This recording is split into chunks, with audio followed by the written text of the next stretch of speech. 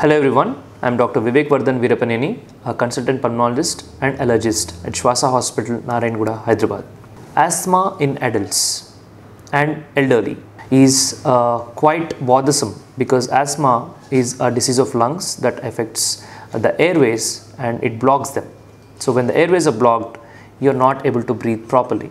So you will have breathing difficulty, cough, wheezing, chest tightness, heaviness, phlegm, and also disturbance in sleep, disturbance in your day-to-day activities, and impaired quality of life, and you feel quite irritated. So when you have asthma, when you have these symptoms, you have to consult a doctor because these symptoms tend to worsen with increasing age. Along with your age, your problems also will grow sometimes.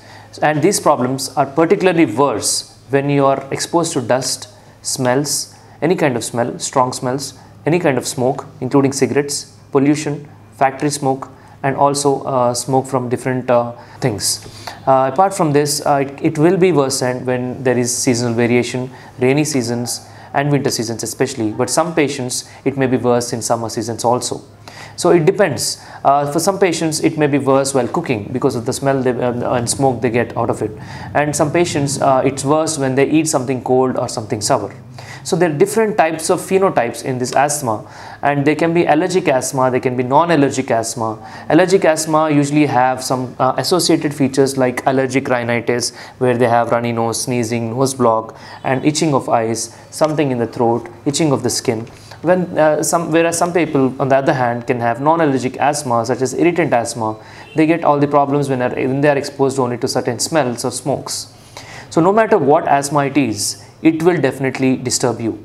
All these symptoms are bothersome. All these symptoms will cause your decreased performance at work.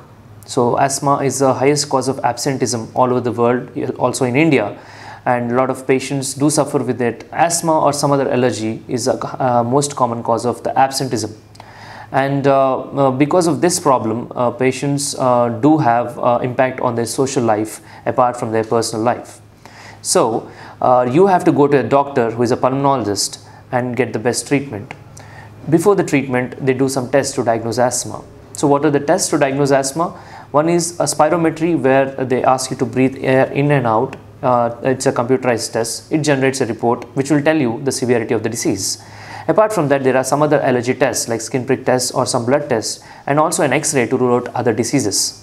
Once with the good, very proper history, spending a lot of time with the patient, doctor gets a clear idea, and with the help of the tests, he will be able to diagnose a problem named asthma. Sometimes in elderly, that is in people more than 50 years of age, along with asthma, there can be a problem called as COPD, which we'll be discussing separately in a different video. However, I'll give you an idea about it. COPD is a disease that affects people more than 50 years. They usually suffer with breathing difficulty and cough. That occurs because of exposure to noxious gases, smokes, especially cigarette smoking causes COPD. Asthma and COPD can coexist together, especially in elderly people. So that's a nightmare. Asthma itself is a big problem, and if it is associated with COPD, then it's a nightmare. Patient will suffer every single day if he doesn't take treatment.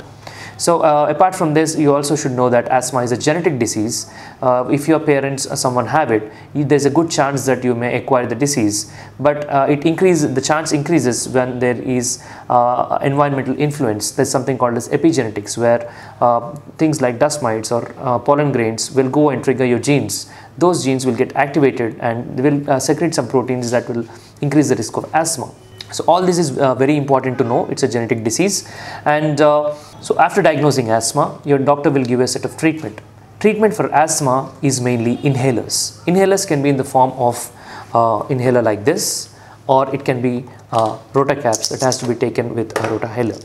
So no matter what it is, this kind of medicine delivery is the best because it directly goes to your lungs. It is not going to any other organ. So there is no chance of side effect on any other organs like liver or kidney or heart or brain.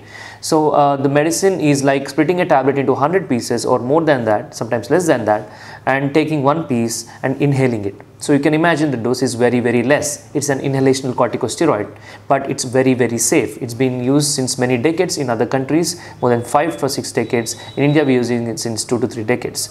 Without any side effects, patients do maintain well. But on the other hand, if the patient is taking medication like nebulization every single day, he is taking syrups, he is taking some tablets, then it's very bad, because it doesn't control his disease. It's like he's taking treatment, but his disease is not under control. If you're taking the right medicine, you should not have symptoms for even a single day, even a single minute in a single day. You should not feel any symptom. That is when you can say your asthma is completely controlled. 95% of the times, especially in India, asthmatics, 95% of the times their asthma is uncontrolled, because the treatment they're taking is an inadequate treatment. So if you're taking a medicine, that means it has to be controlled well.